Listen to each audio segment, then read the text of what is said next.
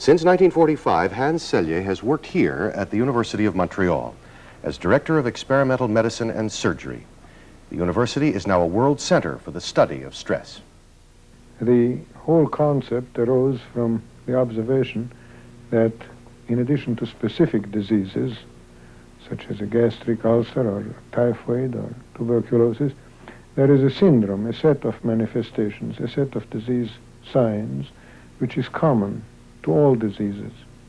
For example, that you lose your appetite, you feel ill, you have no energy, you want to lie down rather than get up. And when I was a medical student, I became very interested in this. It didn't seem to me an obvious thing that should exist, that there should exist such a thing as what I called at the time the syndrome of just being sick from anything.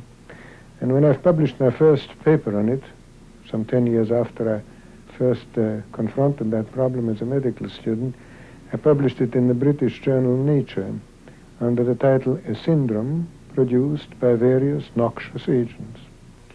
What are the diseases of stress? Well, you know, actually, stress plays a certain role in any disease, because any disease causes an increased demand. You always have to come back to this definition in order to understand it. But there are some diseases in which stress is a decisive factor.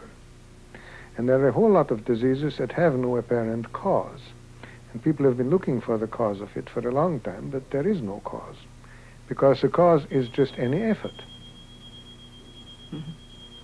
Anything that causes stress.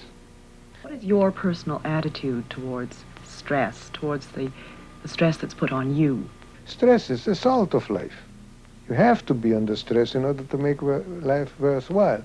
If a person has very much to express and feels that he's very creative, making it impossible for him to exteriorize himself is the most terrible stress that you can put him under. So my philosophy is based on the concept not of being lazy and sitting around and doing nothing and trying to get the shortest working hours, but to work on the stress level for which I was born. Now, some people are more phlegmatic and others have more a need to express themselves. I have a fairly intense need for work. I need it. I couldn't exist without it.